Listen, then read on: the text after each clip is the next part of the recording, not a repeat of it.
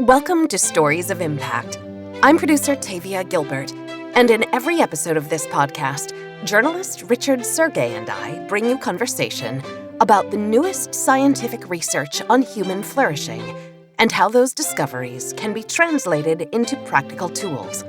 Today, we hear from Dr. Arthur C. Brooks, professor of the practice of public leadership at the Harvard Kennedy School and professor of management practice at the Harvard Business School.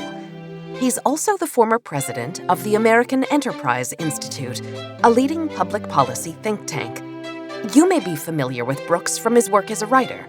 He's the author of 11 books, including the national bestsellers Love Your Enemies and The Conservative Heart, a columnist for The Atlantic, host of the podcast The Art of Happiness with Arthur Brooks, and the subject of a 2019 documentary, The Pursuit.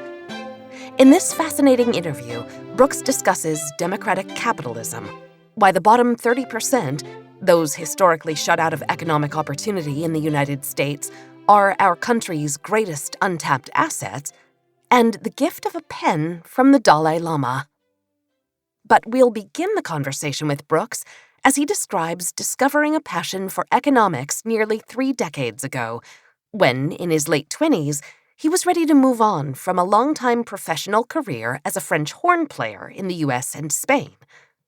As Brooks began to explore various college courses he might pursue, what really caught my imagination was economics. This was just sort of mind-bending stuff. I'd never heard anything about it from when I was a kid. There was no interest in commerce or economic issues from my childhood at all. My dad was a professor of mathematics, but I didn't know anything about business. We never talked about it. But when I took a required economics course for the first time, it was like the scales falling from my eyes, because I realized for the very first time that the free enterprise system had pulled billions of people out of poverty. This was this revelatory fact that, I had never apprehended that. I just thought, like everybody else does, that capitalism is good for making rich people richer and doesn't help the poor very much. But the truth of the matter is very clear when you understand economics for the first time, that since 1970, 4/5 of worldwide starvation has been eradicated because of things like free trade and globalization and property rights and the rule of law and just the basic culture of entrepreneurship that came out of an understanding of the private enterprise system. That was a set of facts that changed my life. I studied that and I thought, I want to dedicate the rest of my life to this. I really cared a lot and care a lot still today about poverty and how we can eradicate poverty. I think that's our duty, our obligation, even our privilege to look at the least of these, our brothers and sisters, and say, what can we do to lift them up so they can lift themselves up? And I found the Rosetta Stone, which was the American free enterprise system spreading around the world after 1970 that had pulled billions of my brothers and sisters out of poverty. And still, most people don't understand that. So I thought, this is what I'm supposed to do. I'm supposed to look at this and study this and understand this and help other people to understand that. So I quit music and I went to get my PhD, as a matter of fact. And I finished my PhD and became an economics and public policy professor. And did that for 10 years and then felt it's still not enough. It's not enough. I want to glorify God and help others by spreading this message even further, how the free enterprise system can reach to the periphery of society and lift people up. And so I left academia and I came to the American Enterprise Institute, where I've been president for the past 10 years. And finally I can really live my mission. Brooks can see a clear link between his past pursuit of meaning and purpose as a professional musician and his long career pursuing and sharing meaning and purpose as an economist. Bach made me into an economist. When I was a musician, my favorite composer was Johann Sebastian Bach. And he said, this is what really had a big impact on me, not just his music, but his philosophy. He was asked near the end of his life why he wrote music. And he said, the aim and final end of all music is nothing less than the glorification of God and the refreshment of the soul. I left music because I couldn't say that. And finally, as a free enterprise economist, I can answer like Bach. Brooks calls from history another artist's contemplations that guide his thinking about the higher calling of economics. The last line of John Keats's Ode to a Grecian Urn, which he wrote in, I think, 1810, is that truth is beauty and beauty truth. That's all ye know on earth and all ye need to know. The truth of the matter is that there's a seamless garment between the beauty that we find around ourselves, the beauty from the arts and music, and the truths that can actually lift people up. What we have to find is that seam between them and obliterate it. So I feel like I'm doing the same thing I did in music, but better. Because now, when I talk about these things, when I talk about the concept of solidarity and global brotherhood and how we can actually use systems that work while we sleep to lift each other up, I think it does refresh the soul of other people. Brooks is a proponent of the free enterprise system that has so vastly improved the lives of countless people on the planet.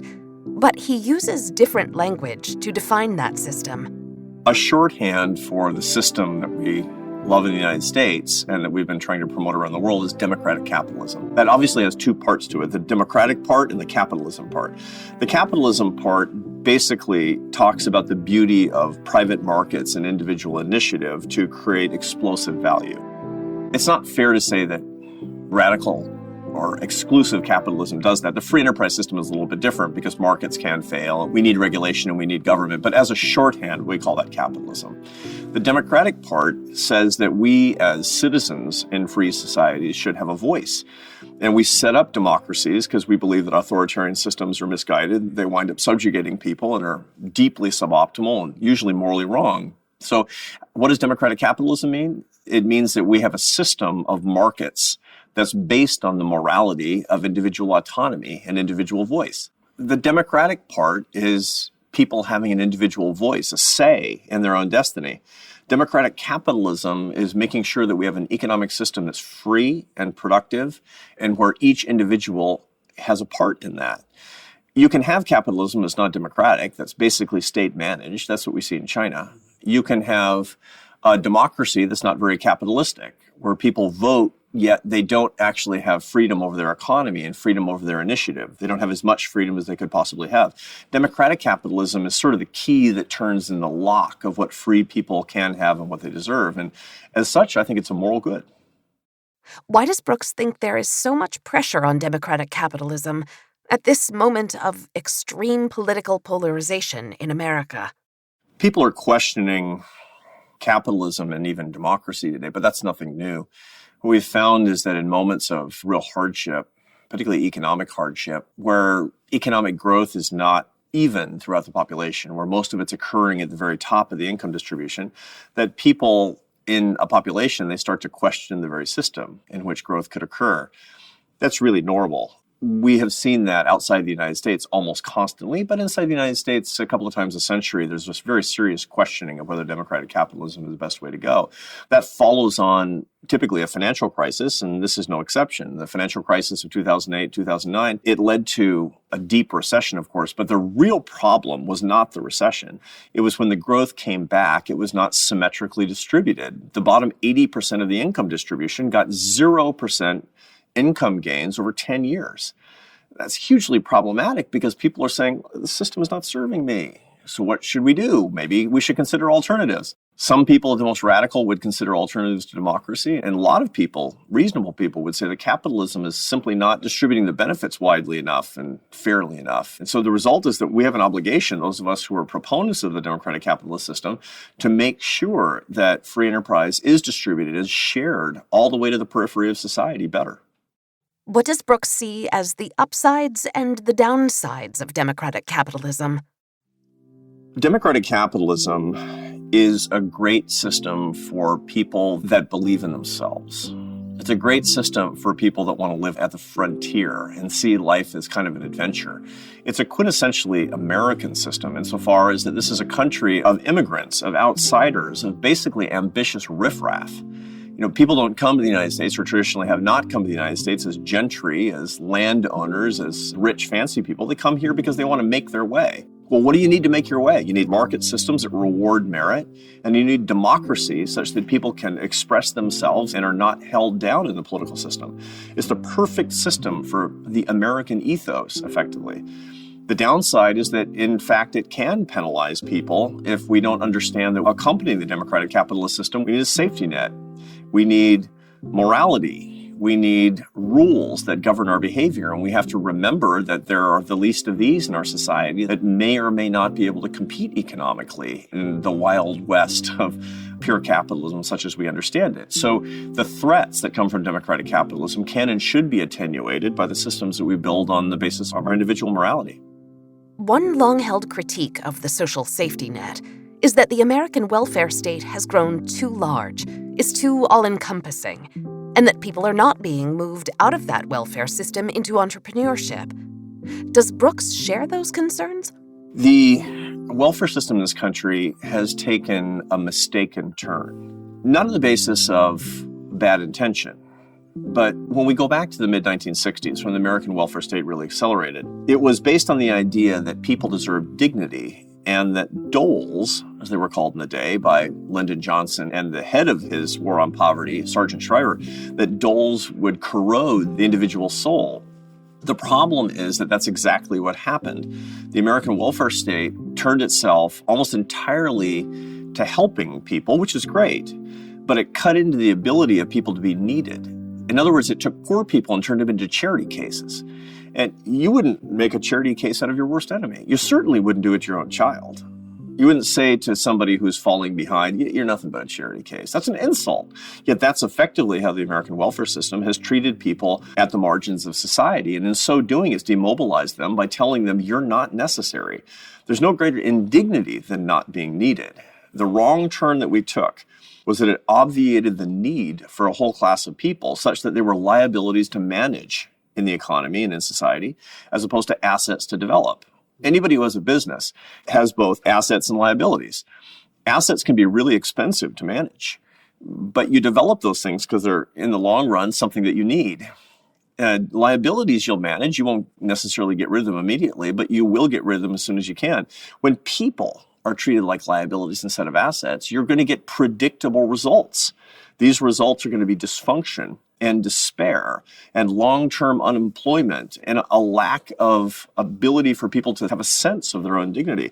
That's ultimately the wrong turn that our welfare system took. And in that, we see the seeds of how it can repair itself, how we can repair it as Americans. We have to remember that there's nothing wrong with the safety net. I believe that all of us should declare peace on the safety net. But the safety net should always require that we remember that everybody's an asset to develop in our society and that we need these people. There are so many cases of this. This year, 600,000 people will come out of prisons in the United States. They'll have an approximately 70% unemployment rate, and 50% will be reincarcerated within 24 months. What a waste. What a waste of human capital.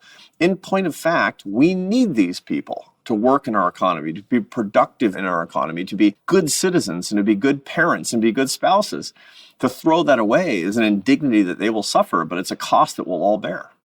So what does Brooks see as the way forward, especially in a society that is moving rapidly, but at political loggerheads? We need a couple of different things. Number one, we need a new consciousness of what's going to save our country. And the second is we need unifying leaders. So let's start with the first part. American entrepreneurship, particularly tech entrepreneurship, has been incredible in increasing productivity. It's just been amazing how productivity has been enhanced. You and I have computers in virtually every device that we use, but the personal computing at our disposal has increased our productivity by orders of magnitude. It's unimaginable. We have the effective creativity and intelligence of Leonardo da Vinci, and it's just been simply because of what we have at our disposal, simply with search engines. It's extraordinary.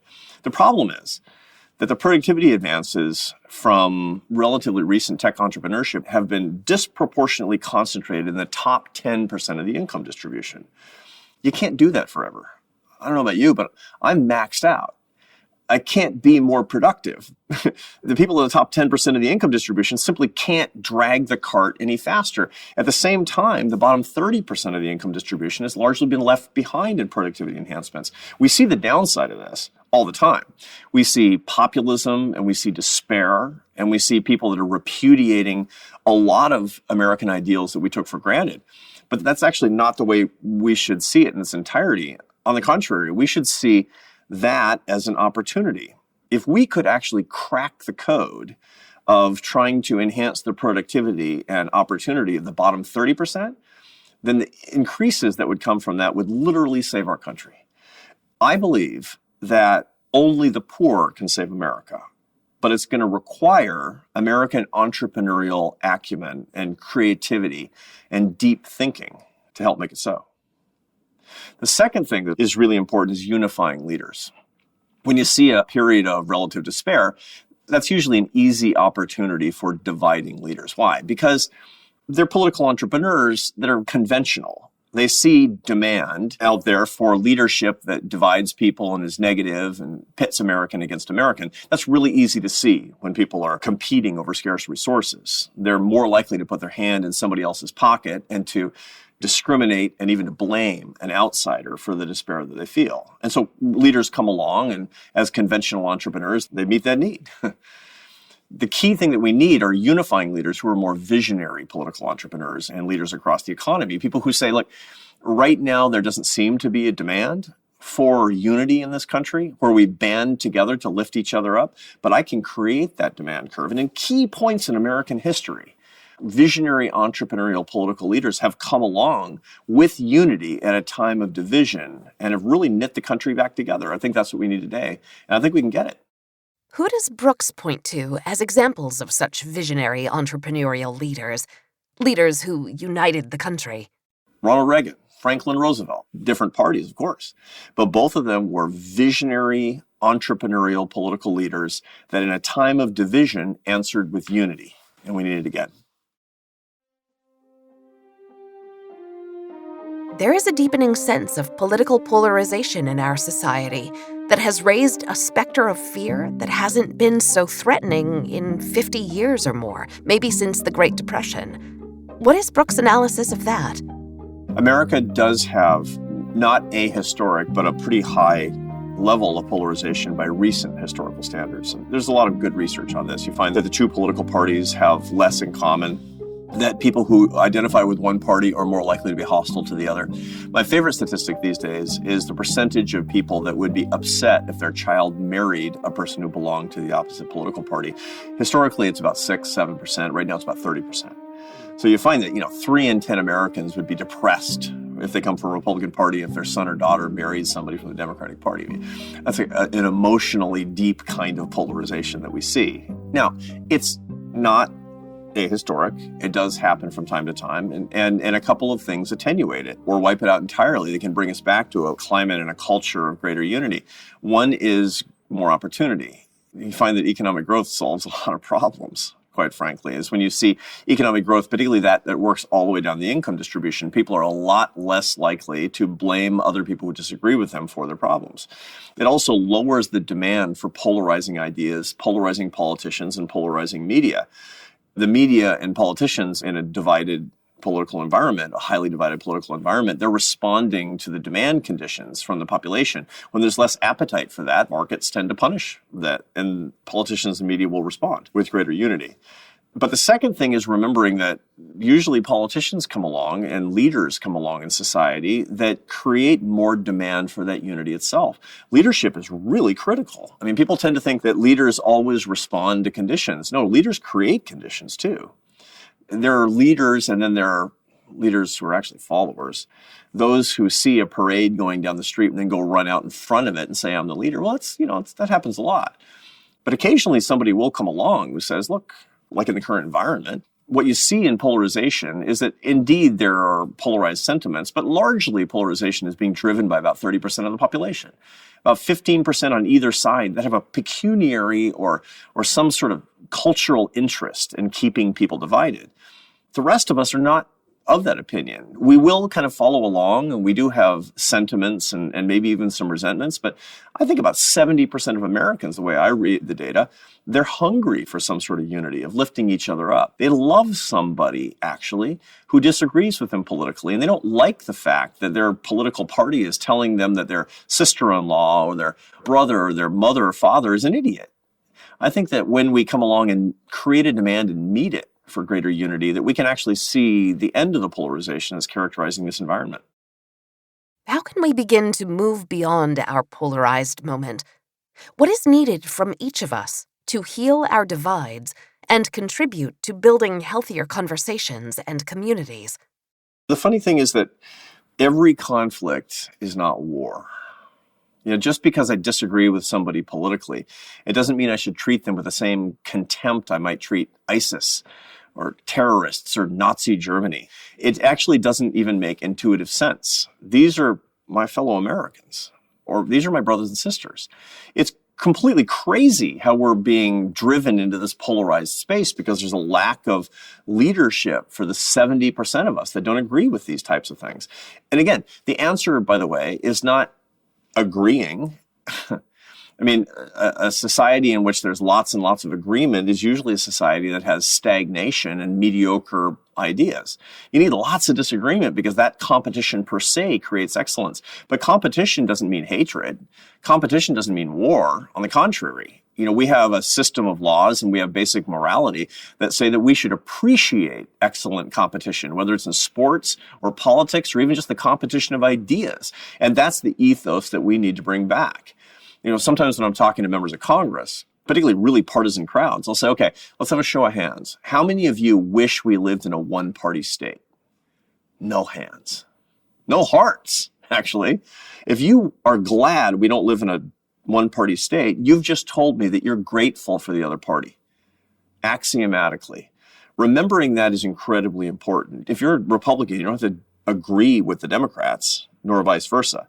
But you should be really glad that we have a system in place in this country that protects their point of view just as it protects yours, and that we can disagree with each other, and there's no knock in the night, and there's no jackbooted thug who shows up at your door. Rule of law protects minority opinions. It protects our ability to say unpopular things. And I'm grateful for that. And I'm also, in my heart, grateful that it protects people I disagree with. God bless this country. Remembering that is critical, and it's the role of unifying leaders to make us remember that.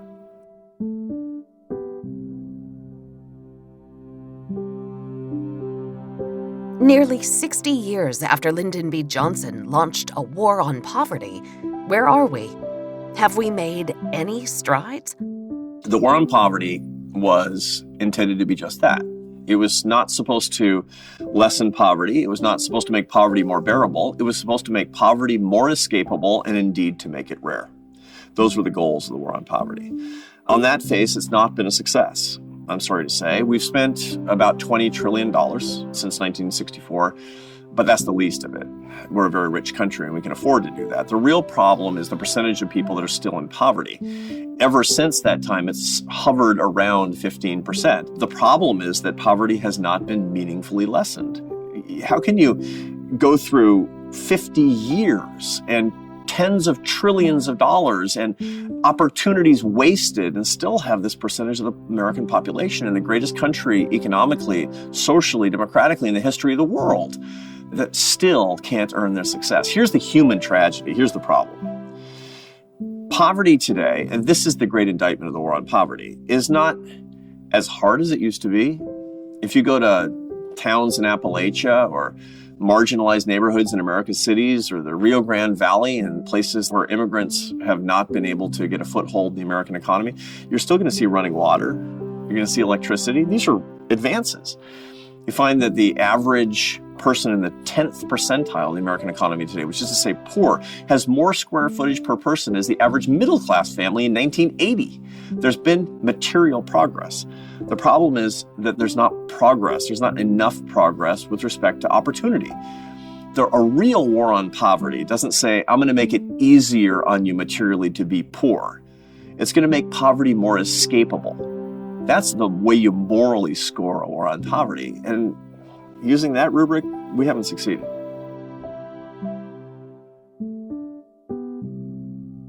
So who's to blame? There's a real tendency for conservatives to blame liberals, to act as if political liberals, progressives in this country wanted to subjugate the poor so they would vote Democratic forever. I can't tell you how many times I've heard this argument. It's complete claptrap. It's total nonsense. I come from a liberal family in the most liberal city in America, and I've never once heard somebody say, this is how we're going to get poor people to vote Democratic forever. On the contrary, there was a good faith effort put forward to lessen the severity of suffering and indeed to lift people up. It's just the execution has been deeply flawed in this. What we need to do as a society is not to cast blame on one political side or another, where the right talks about the subjugation of the poor and the left talks about the stinginess of the right. It's really unhelpful. We need to band together to understand that the safety net is a good thing, but it's helping people without needing them, which is the central philosophical flaw in the way that we do welfare. We should not necessarily spend less. In the competition of ideas, that's what we should adjudicate, and no side is axiomatically right. But we must change the philosophical center of how we administer and how we understand welfare in this country. It has to be focused on work. It has to be focused on dignity. It has to be focused on communities and on families and making sure that people can pursue their values in the context of the traditional family values and the sanctity of work that brings dignity to every individual. And until we do that, we're simply not going to make the kind of moral progress that was promised by Lyndon Johnson in 1964. So what's the solution? How do we create opportunities for more people? There are a number of things that we need to do as a practical matter. The first is that welfare should require work. Not because it's efficient or that we want to punish people with work. It's a very interesting thing that I see is the one thing that right and left often agree on is that work is a punishment. So I'll hear liberals saying, don't punish people by making them take these low-wage jobs. And conservatives will say, we're going to make them work for their welfare as if it were some sort of terrible punishment. That's them agreeing that work is a punishment. It's not. Work is a blessing. And finding and administering a welfare system that expects work in return for support from the state, support from fellow citizens is a just thing to do. And indeed, it's a humane thing to do for people. That's first. The second thing that we need to do is to remember that economic growth creates opportunity.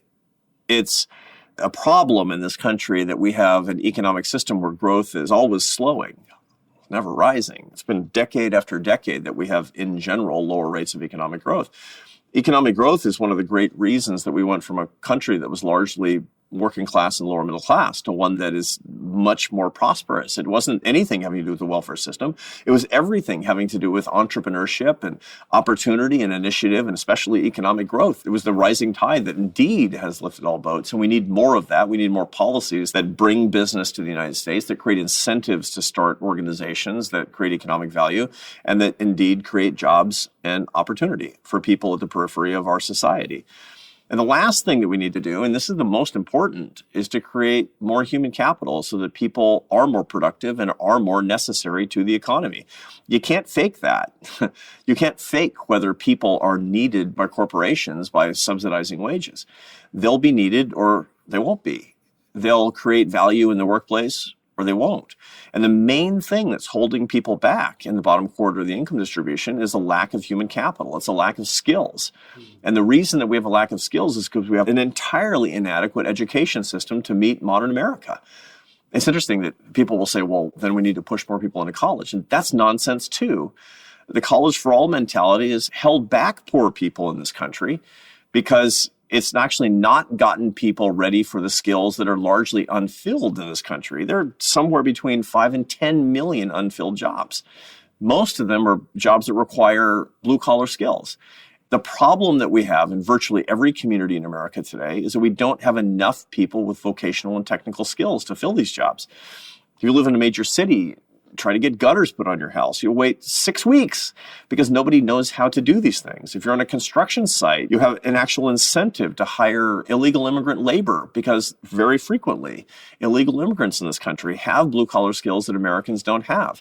We need more vocational and technical education. We need more apprenticeships. We need more shop class. Most importantly, we need a culture that says that real skills, particularly beyond high school, are what people need such that they can lift themselves up to earn their success, to earn their chunk of the American dream without being on the dole, where, as Lyndon Johnson reminded us, there just isn't enough dignity. Is this truly a mission that can be accomplished? What would it actually take? This is absolutely a mission that can be accomplished. Look, there's nothing that the United States has failed to be able to do so far with respect to American opportunity. We just have to set our minds as a national project to this. And this is a great opportunity at the moment. We have both political parties that are more populist, and that always seems like a threat, or it seems like something we need to eradicate, but that's not right. Populism is always an opportunity which has turned the American attention to people at the margins. Now, you can use it as a sort of a ghastly metastasis of American democracy where whatever the average voter thinks becomes right and where leadership is abdicated to common opinion. But that's not necessarily what has to happen. When people are focused on the dignity and the plight of people who are mostly at the margins and people who have been left behind, that sort of populist sentiment can and should be turned toward making sure that we have greater opportunity. Now we're going to have a competition of ideas on this. People on the left are going to talk about more income distribution and more taxation of wealth.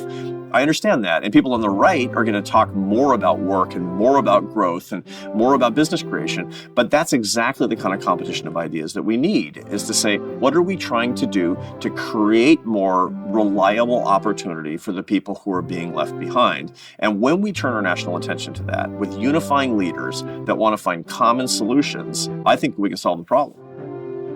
Is it possible that we must accept some amount of poverty simply as the cost of doing business as we know it? I think that defeatism is unwarranted. And the reason I think that simply thinking of 15, more like 25% of the population as a cost of doing business is ignoring a tremendous resource. What we need to do is to shift our thinking away from trying to help the bottom 25% toward saying that bottom 25% needs to help us. That's real American thinking. See, what entrepreneurs do is that they go into a community and they look at what everybody else is saying is a shame, is a tragedy, is a need that's being unmet, and they go, ha, big opportunity.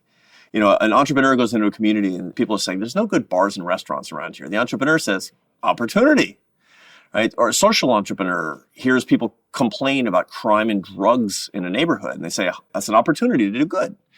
Well, social entrepreneurs, political entrepreneurs should look at the fact that we're all talking about the fact that we're kind of pulling 25% of the American population in the back of the cart as this huge opportunity to save our country.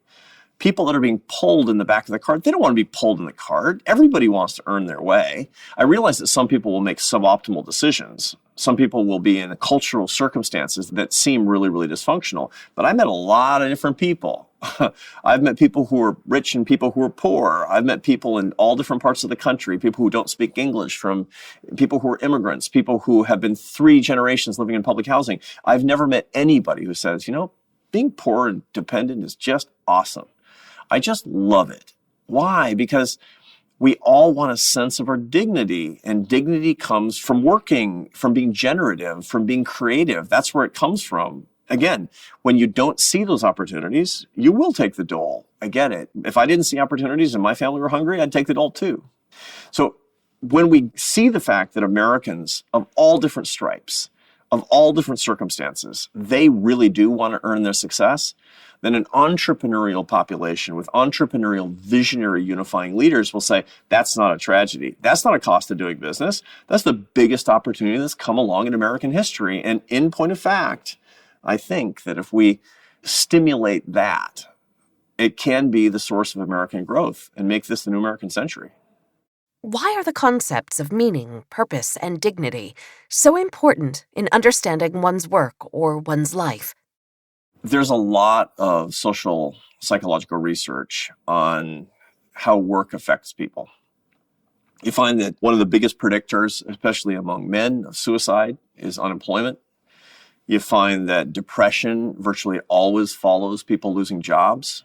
It's grim to not be needed in the workforce. And work is a source of dignity for people as such. It doesn't just avoid bad things, it brings good things. There's nothing that's more satisfying to people's lives than being needed. You just have to remember when you're a parent and you've got teenage kids that you're at wit's end, but man, they need you. And that's the source of meaning in your life. The same thing is true in a democratic capitalist economy where people actually need you to do your job and you want to do a job well. That's the nature of men and women, whether it's in the market or whether it's in the family. So that being said, you have to ask, why is that? Because our purpose in life is actually to be needed by others, to create value in the lives of other people. We are other-serving creatures at our core. Our soul needs to actually serve others. You know, these existentialist philosophical viewpoints that man is inherently selfish. People are selfish. People behave selfishly a lot. But I don't think that's at our nature. Our nature is to serve by creating value. And that's where we get our sense of pride. That's where we get our sense of meaning. That's how we know who we are. People always define themselves with respect to what they're doing. I suppose I wish people could say something that's a little bit more philosophically robust or something really spiritual when they say that. But, people say, what do you do? Say, well, I walk around all day long being a child of God. That would be great. But what you always say is something about what you do in your job, because that's the sense of meaning and pride in your life. Everybody deserves that. It's crazy that our national objective is not giving that to more people, because in so doing, we would lift them up and they would lift us up. Brooks brings spiritual wisdom into economics, which is an area generally viewed as part of secular rather than faith-based culture. Why is he unique in finding harmony between those two areas of focus? One of the great frustrations that I have as a social scientist is that social science is generally super secular. It is secular because social scientists define religion as an adaptation to deal with the sort of vicissitudes of day-to-day living. I reject that. I think that people are naturally spiritual, and as such, the expression of spirituality in religion is innate. That's a really important distinction. That's a worldview that I have, and it's one of the ways that I part company with virtually, not all, but a lot of my fellow social scientists. I don't think it's an adaptation.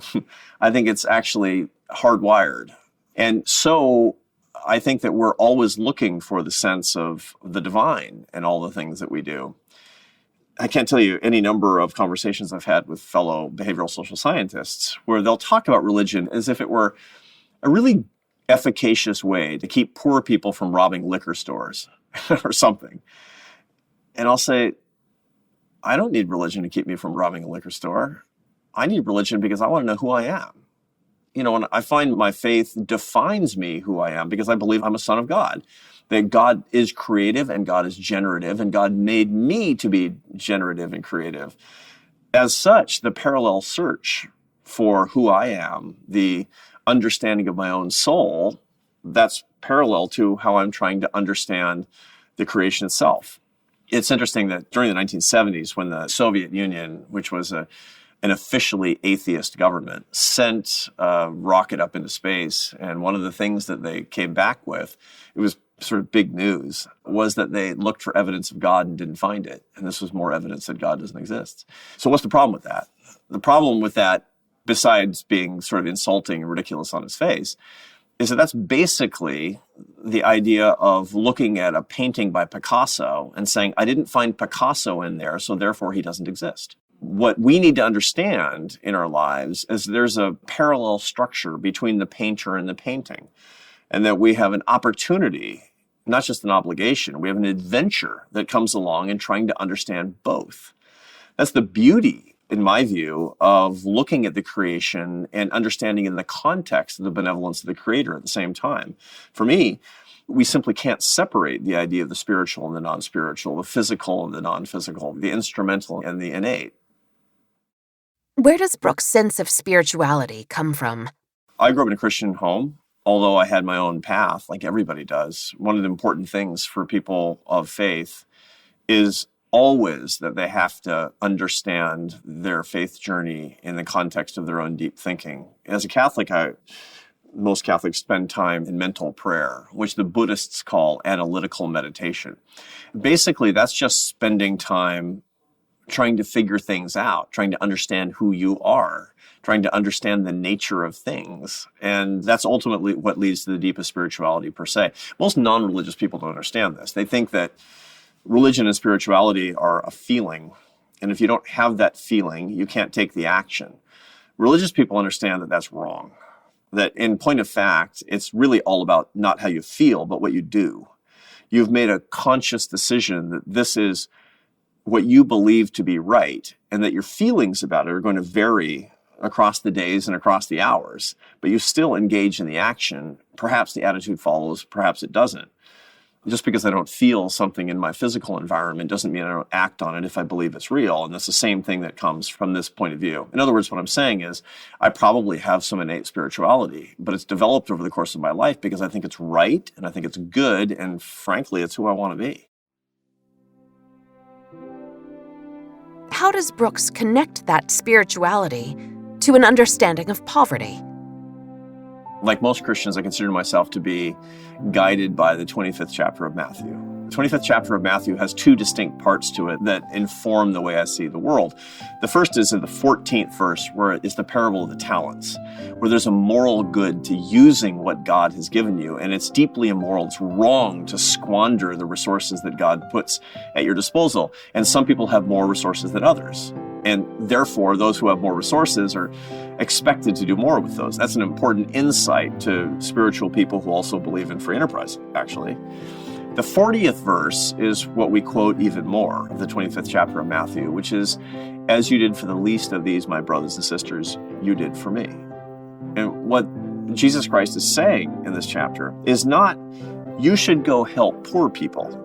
It's good to help poor people, but really what he's talking about is the cosmic unity of all people to each other and all people to God. As you did for the least of these, my brothers and sisters, you did for me. He's saying the poor, they're me. The poor, they're you. That cosmic unity is incredibly important for understanding that it's not just alleviation of poverty, because poverty is uncomfortable, alleviation of poverty because we can, because we're rich, but because they are us. And all we're doing is that we're being one with each other. That's a much more profound understanding of what poverty is and how we should act toward it.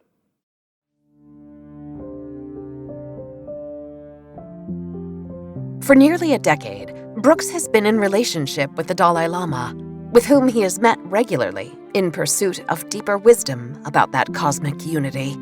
In February of 2018, I spent some real quality time in Dharamsala with His Holiness. Now, one of the questions that I had this time was this concept of emptiness. So for Buddhists, emptiness sounds sort of nihilistic. It's the illusion of my autonomous existence. And the reason I was thinking about this is because I read an interesting book that looked at Buddhist thinking about death, that death is an illusion. And the reason is because autonomous individual existence is an illusion. And that's the doctrine of emptiness. I wanted to understand it better. So I was talking to some Buddhist monks about this, and they said, think of a stand of aspen trees. So when you look at a bunch of aspen trees, you think it's a bunch of trees. It's not. It's one organism. The largest living organism in the world is the aspen plant. So you go to Aspen, Colorado, it's one tree. Now, each one looks like an autonomous individual, but they actually don't exist autonomously in the absence of the others.